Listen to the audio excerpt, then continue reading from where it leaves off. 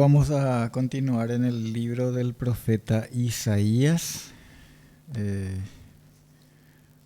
Como ustedes se dan cuenta, no es que hacemos un estudio muy detallado, así como hacemos con los libros en la escuela dominical, pero sí estamos viendo porciones que vamos seleccionando y como para tener un panorama general y tratando de que sea también significativo, relevante. Leemos hoy vamos a estar mirando versículos especialmente del capítulo 41. De repente ustedes saben que introducimos también, vamos leyendo de otros capítulos, pero nuestro texto inicial está en Isaías capítulo 41. Vamos a leer los 4 primeros versículos. Isaías 41, 1 al 4. Dice así: Escuchadme, costas, y esfuércense los pueblos, acérquense, y entonces hablen. Estemos juntamente a juicio.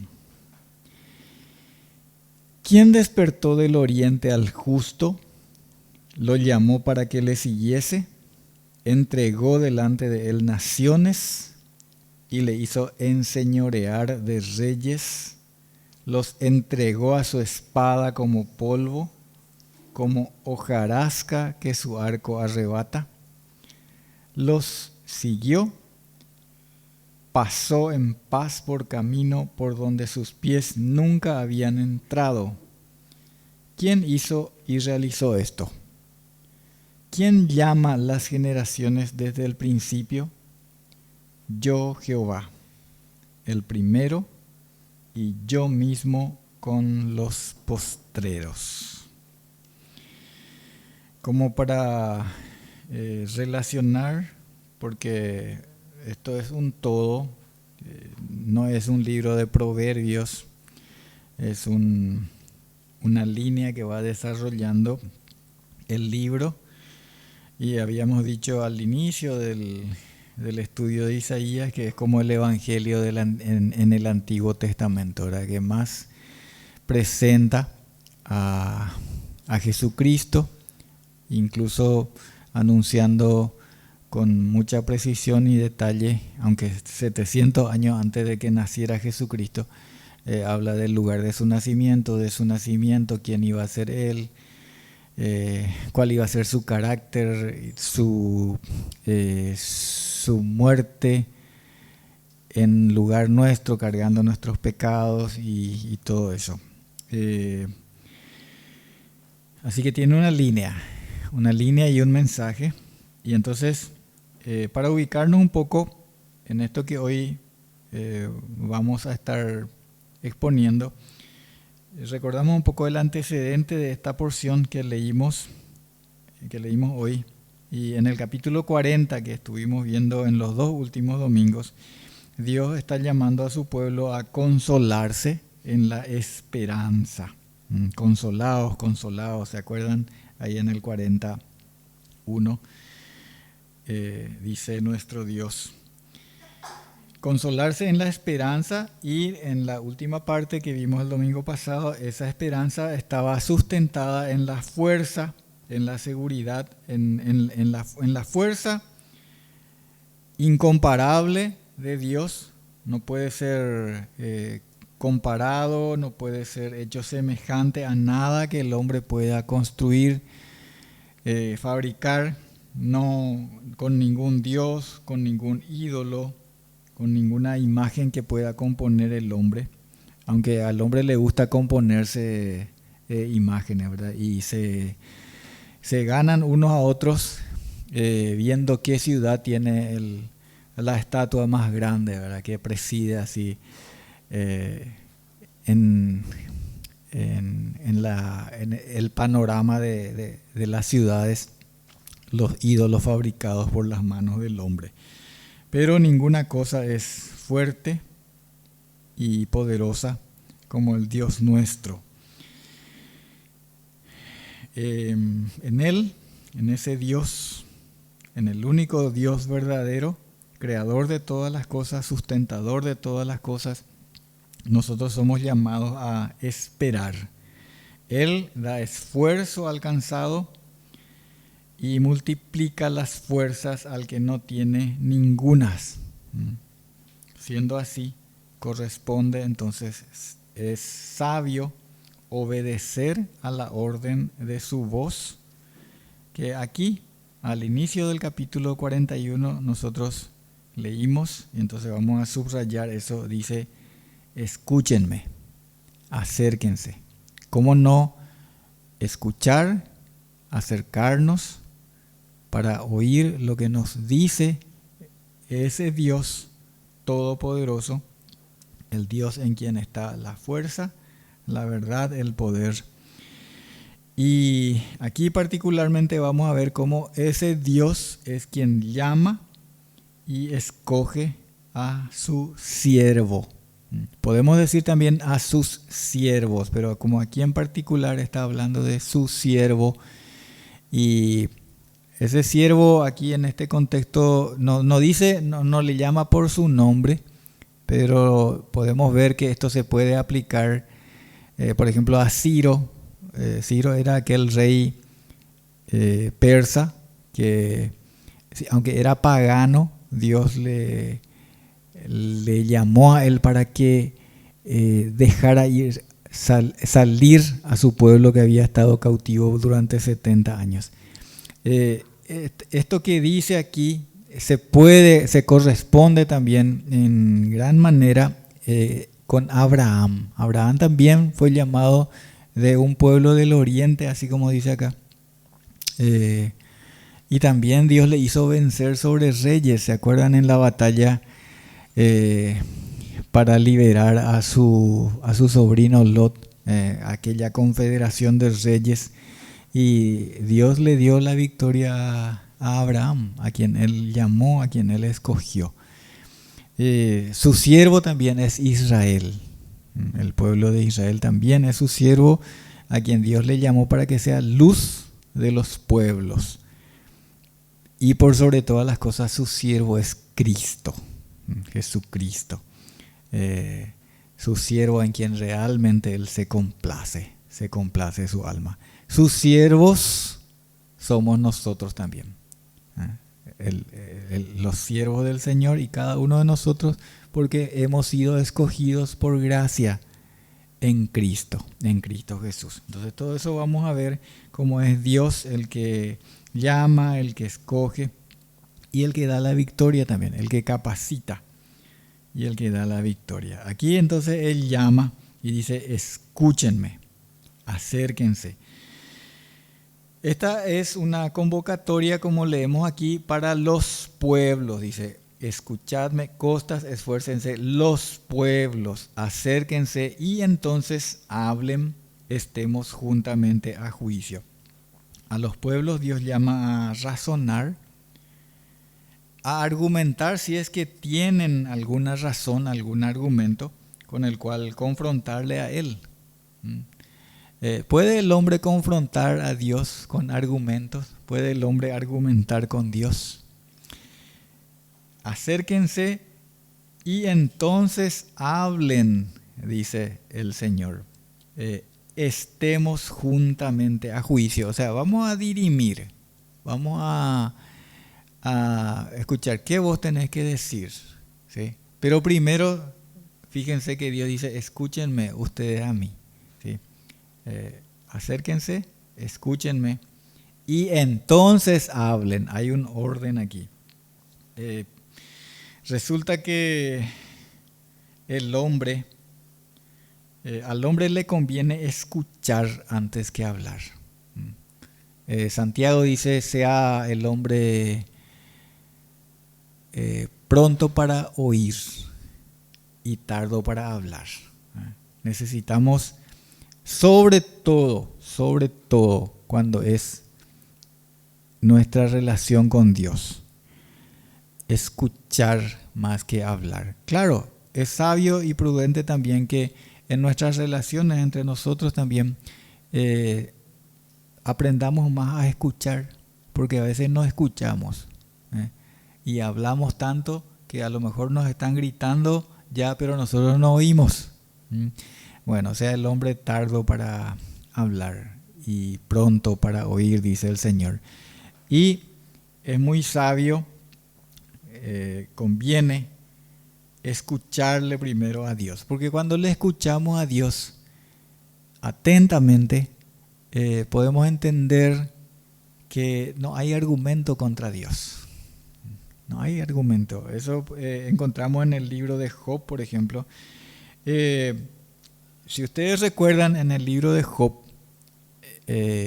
Job primero le habla a Dios y se defiende Job, ¿verdad? Y dice cosas como, por ejemplo, fíjense en el capítulo 23 de Job, por ejemplo, en el versículo 11, Job, capítulo 23, en el versículo 11,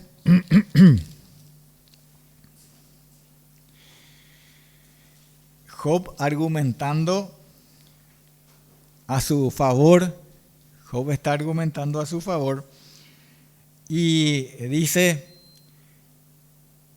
mis pies han seguido sus pisadas, guardé su camino y no me aparté. Y en el siguiente dice: del mandamiento de sus labios nunca me separé, guardé las palabras de su boca más que mi comida. Job, si bien era una persona que en medio de su generación era una persona íntegra, una persona recta, no era una persona sin pecado. Todo hombre necesita entender eso. Nosotros también, entre nosotros, y ustedes conocerán a cuánta gente buena que hay, buena conforme a los estándares humanos. Conforme a los estándares humanos, no conforme al estándar de Dios, porque conforme al estándar de Dios, bien dijo Jesucristo, no hay ninguno bueno, ¿sí? Solamente Dios es bueno. Y en Romanos 3 también dice, no hay justo, ni siquiera uno. Pero para entender eso tenemos que callarnos un poco y escucharle a Dios. Porque el hombre, cuando argumenta a su favor, dice, ¿cuántas veces habremos oído? Sí, y me da mucha pena escuchar, pero es así. Escuchamos cuando el hombre dice, sí, yo soy justo, yo soy un buen papá, yo soy un buen, yo siempre, como dijo aquel joven rico cuando Jesús le dijo, y conocés los mandamientos, ¿verdad? Y el joven rico dijo, yo siempre guardé todo eso. Sí, así dice el hombre. Pero cállate un poco, cállate un rato y escúchale a Dios. Escúchenme.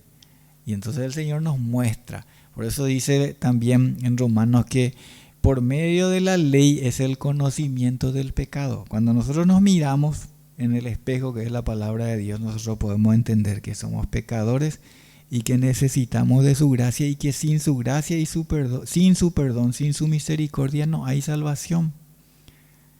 No hay salvación fuera de Él, fuera de su obra, fuera del pago que hizo Jesucristo, no hay salvación. El hombre en su justicia propia, cuando no escucha, entonces piensa que es justo en sí mismo y que amerita las bendiciones del Señor. El hombre que escucha a Dios, entonces deja de argumentar. No puede argumentar contra Dios. En el capítulo anterior, en el capítulo 40, en el versículo 13, habíamos leído, y yo recuerdo un poco, dice, ¿quién enseñó al Espíritu de Jehová o le aconsejó enseñándole? Y en el 14 dice, ¿a quién pidió consejo para ser avisado? ¿Quién le enseñó el camino del juicio? ¿O le enseñó ciencia? ¿O le mostró la senda de la prudencia? No es posible debatir, no es posible argumentar contra Dios. No hay ninguna posibilidad cuando entramos en juicio contra Dios. Solamente puede oponerse a Dios aquel que cierra sus oídos, cierra su corazón a la palabra de Dios. Y penosamente eso es lo que sucede con la mayoría de los hijos de los hombres, de los seres humanos. Dios continúa aquí en este capítulo con el método del capítulo anterior y hace algunas preguntas más para que el que lee y el que oye entienda. Ahí en el versículo 2 dice: ¿Quién despertó del oriente al justo? Lo llamó para que le siguiese, entregó delante de él naciones. Esto hizo con Ciro, esto hizo también con Abraham, le hizo señorear entre reyes, les entregó a su espada como polvo. Dios hizo eso. Dios hizo eso. Dios les dio victoria. Incluso cuando vinieron contra su pueblo, Dios hizo aquello. Dios usó al asirio como vara en su mano para castigar al pueblo de Israel. Dios le usó a Nabucodonosor como para venir sobre su pueblo, aquello que Habacuc reclama también a Dios. ¿Cómo podés permitir que ellos son peores que nosotros? ¿Cómo podés permitir que ellos vengan sobre nosotros? Pero es lo que Dios hace conforme a su voluntad y después se encarga de aquello, ¿verdad? Pero Dios hace cuando quiere traer su disciplina sobre sus hijos, porque Él es un padre que ama a sus hijos. ¿Y quién es el padre que ama a sus hijos que no les disciplina? Así nos enseña la palabra del Señor, ¿verdad? Y bueno, acá hace esas preguntas. ¿Quién le despertó? ¿Quién le llamó? Y claro, yo, Jehová, dice. El primero y yo mismo con los postreros. Entonces estamos remarcando esto, respondiendo o en consonancia con lo que presentamos al principio. Dios es el que escoge a sus siervos, no por lo que sus siervos son, sino conforme a su soberana voluntad. En líneas generales, sea quien sea el siervo, sea Abraham, sea Ciro, sea el mismo pueblo de Israel, o cada uno de nosotros, Dios es el que nos llama. ¿Recuerdan cuando también a sus discípulos Jesús les dijo: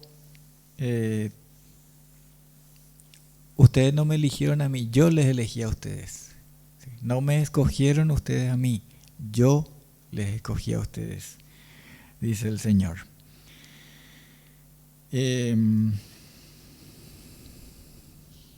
Las naciones, dice en el versículo 5, eso nosotros leímos hasta el 4, ahí en el 5, 41:5 dice: las costas vieron y tuvieron temor, los confines de la tierra se espantaron, se congregaron y vinieron. Dios hizo a través del tiempo, desde los inicios del pueblo, de su pueblo, que las naciones tuvieran temor del pueblo cuando vieron que Dios estaba obrando a través de ellos. Génesis también, hablando incluso de los hijos de Jacob, en una ocasión cuando los hijos de Jacob tomaron venganza por algo que le habían hecho a su hermana, dice que ellos tomaron venganza, y en el capítulo 35:5 de Génesis dice que el terror de Dios estuvo sobre las ciudades que había en sus alrededores. El terror de Dios. Dios mismo les infundía temor En Deuteronomio capítulo 2, versículo 25, dice que Dios le dijo a Moisés, Deuteronomio 2:25, le dijo: hoy comenzaré a poner tu temor y tu espanto sobre los pueblos debajo de todo el cielo, los cuales oirán tu fama y temblarán y se angustiarán delante de ti. Lo mismo sucedió con los habitantes de Jericó. ¿Se acuerdan de Rahab? Cuando llegaron los espías a su casa y ella le dijo: acá todo el mundo está temblando de miedo por causa de ustedes, porque escuchamos lo que Dios viene haciendo a favor de ustedes y contra todos los pueblos que se le oponen. Y hay muchos casos más.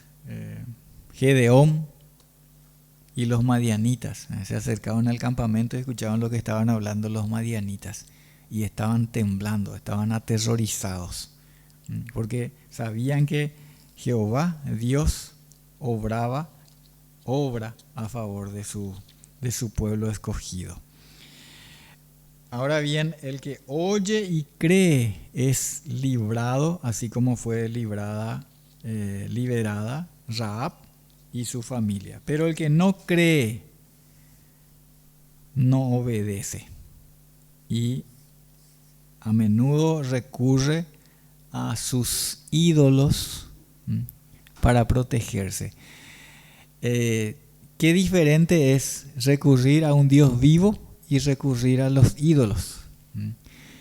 Hay un versículo que hace años me llama tanto la atención y es muy significativo, que está aquí también en Isaías, un poquitito adelante nomás, si van al capítulo 57 en el versículo 13. Dios es en su enseñanza, también en su enojo, a veces parece así sarcástico y a veces es. Y fíjense lo que le dice a los que se vuelven a los ídolos en lugar de volverse a él. Le dice en el versículo 13 del capítulo 57: cuando clames, que te libren tus ídolos. Porque Dios sabe que ellos no son nada. Y dice: pero a todos ellos llevará el viento, un soplo los arrebatará. Mas el que en mí confía tendrá la tierra por heredad y poseerá mi santo monte. ¿Qué palabra esta, verdad? Dios le dice: y bueno, cuando clames, allá, anda que te ayuden tus ídolos. Ese es Dios. Dios dice, ¿cuántas veces en el libro de Proverbios también dice: vos no me querés escuchar a mí, ahora cuando vos vengas yo tampoco te voy a escuchar?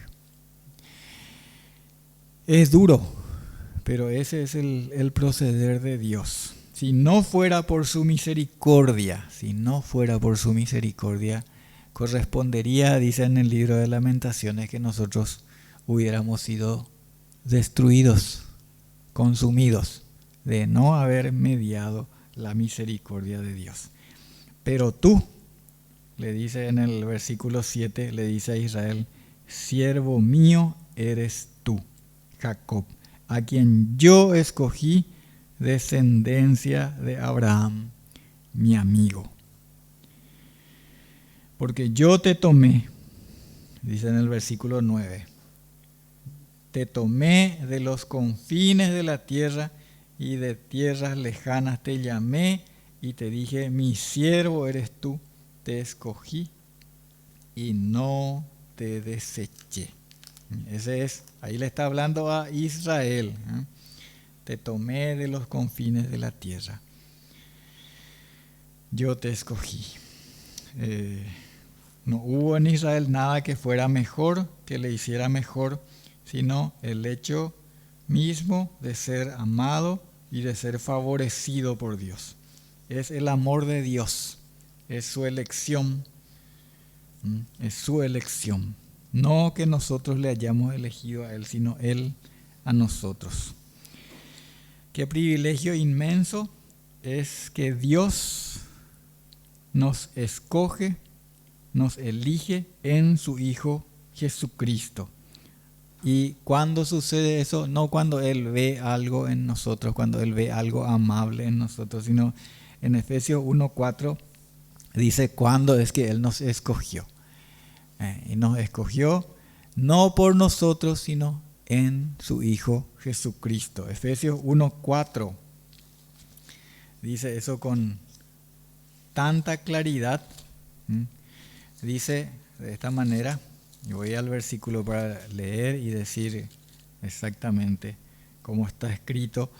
Efesios 1:4 dice, según nos escogió en Él antes de la fundación del mundo, para que fuésemos santos y sin mancha delante de Él. El 5 dice, en amor, habiéndonos predestinado para ser adoptados hijos suyos por medio de Jesucristo, según el puro afecto de su voluntad. ¿Está tan claro? ¿Para qué? Para alabanza de la gloria de su gracia, con la cual nos hizo aceptos en el amado. ¿Por qué Dios nos acepta a nosotros?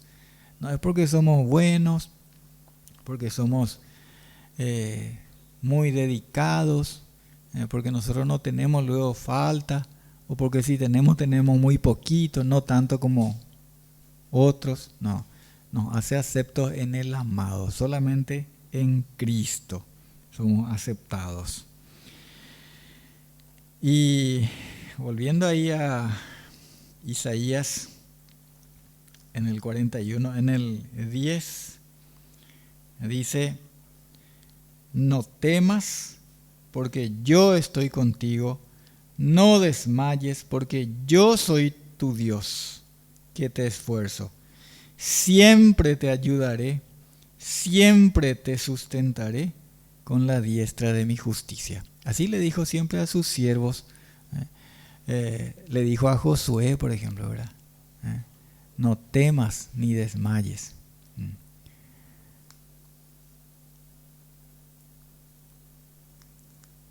Porque Jehová tu Dios estará contigo donde quiera que vayas. Siempre te ayudaré, siempre te sustentaré. Porque Él, Dios promete y Dios cumple. Dios cumplirá su propósito en sus escogidos, en los que Él llamó, en los que redimió, en los que justificó. Él se compromete a completar su obra, la obra que comenzó en nosotros. Él mismo se comprometió con Abraham, con Israel, con David, con nosotros, los que salvó por su gracia, por medio de la fe en Cristo. Por amor a mi siervo Abraham, por amor a Jacob, ¿sí? A Israel, por amor a Isaac, dice también el padre de Jacob. Pero por sobre todas las cosas, por amor de su nombre.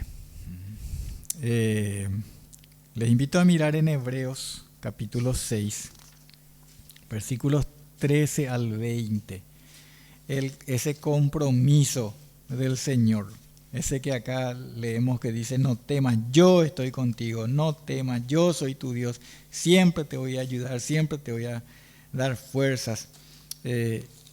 Ahí en Hebreos capítulo 6, versículos 13 al 20, esto ya es bien en el cumplimiento de sus promesas en el Nuevo Testamento.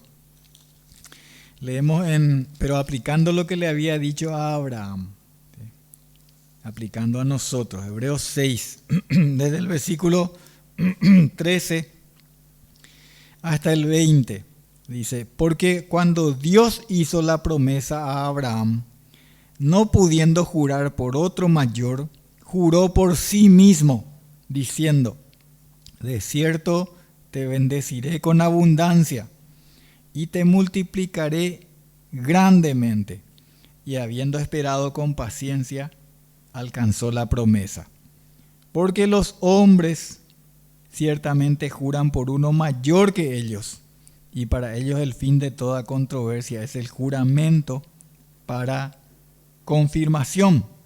Por lo cual, queriendo Dios mostrar más abundantemente a los herederos de la promesa la inmutabilidad de su consejo, interpuso juramento, para que por dos cosas inmutables en las cuales es imposible que Dios mienta, tengamos un fortísimo consuelo los que hemos acudido para asirnos de la esperanza puesta delante de nosotros, la cual tenemos como segura y firme ancla del alma, y que penetra hasta dentro del velo donde Jesús entró por nosotros como precursor, hecho sumo sacerdote para siempre, según el orden de Melquisedec. Aquí está refiriendo a una historia muy interesante que sucedió con Abraham. Resulta que cuando Dios hizo el pacto con Abraham, se comprometió él y juró por sí mismo, Dios. ¿Y por quién otro iba a comprometerse? ¿Por quién otro iba a jurar? No hay nadie mayor que él mismo, entonces él juró por sí mismo. Para que por dos cosas inmutables, dice. ¿Por qué? Y porque primero, algo inmutable es la palabra de Dios, ¿verdad? Dios lo que promete cumple, su palabra es para siempre. Entonces él le dijo, y no solamente le dijo, sino como el hombre es tan mentiroso en su naturaleza y el hombre no cumple sus promesas, pero Dios cumple sus promesas, Dios cumple sus pactos. Nosotros solamente somos veraces cuando estamos en Dios, pero porque Dios es veraz y todo hombre mentiroso. Pero Dios se comprometió para que por dos cosas inmutables, su palabra y su juramento, nosotros tengamos una esperanza inconmovible. ¿Dónde está nuestra esperanza inconmovible? Está en Cristo, ¿sí? Allá dice en el versículo 19, la cual tenemos como segura y firme ancla del alma que penetra hasta dentro del velo. Eso es en el cielo mismo, donde Jesús entró por nosotros como precursor. Ahí está nuestra esperanza, hermanos. Nuestra esperanza está guardada por Dios en Cristo Jesús, allá donde Él está, en los cielos. Por eso qué bueno es escucharle a Él, escuchar sus promesas, escuchar su testimonio, no lo que nosotros nos imaginamos, no lo que el hombre se imagina.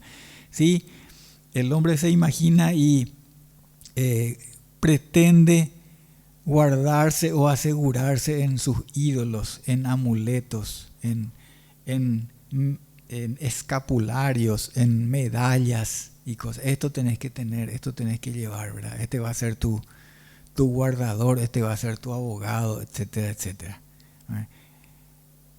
Escuchá, dice el Señor. Escúchenme, acérquense. Y cuando nos acercamos a Dios y les escuchamos, entonces ahí está nuestra esperanza firme, nuestro seguro, nuestra seguridad absoluta. Es tiempo, hermanos, es tiempo para cada persona, como acá llama a los pueblos, cada persona que tenga la sensatez suficiente como para escuchar, se acerque a Dios, crea y confíe solamente en Él, en el Dios verdadero, cuya palabra y sus promesas son inmutables. Abandone a sus ídolos o a cualquier esperanza que haya puesto en el débil brazo de los hombres. Aquí en los versículos 13 y 14 en Isaías 41 dice: porque yo, Jehová, soy tu Dios, quien te sostiene de tu mano derecha y te dice: no temas, yo te ayudo. No temas, gusano de Jacob, oh vosotros los pocos de Israel.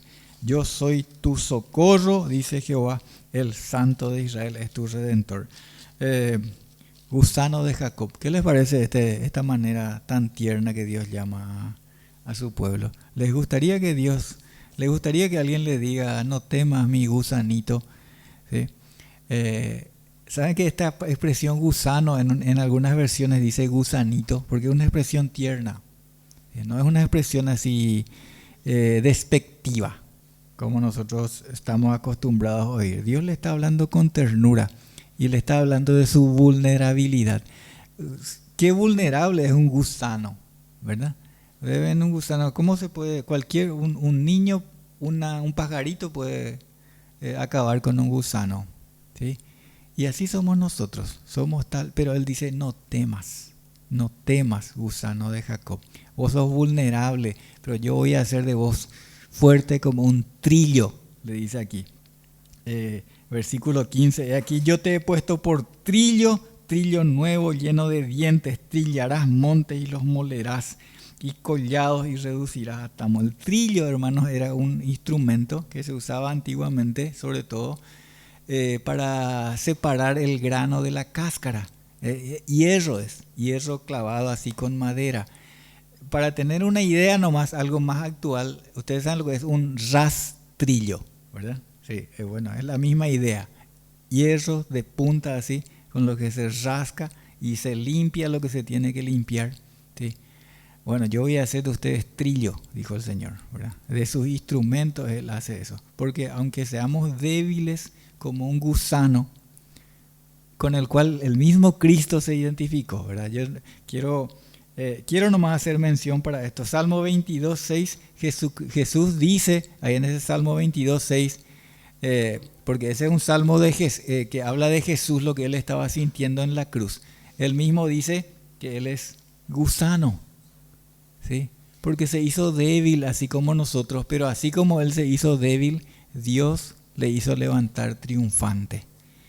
Lo mismo nosotros, hermanos, aunque débiles hombres escogidos por Dios en su gracia, somos en Cristo más que vencedores.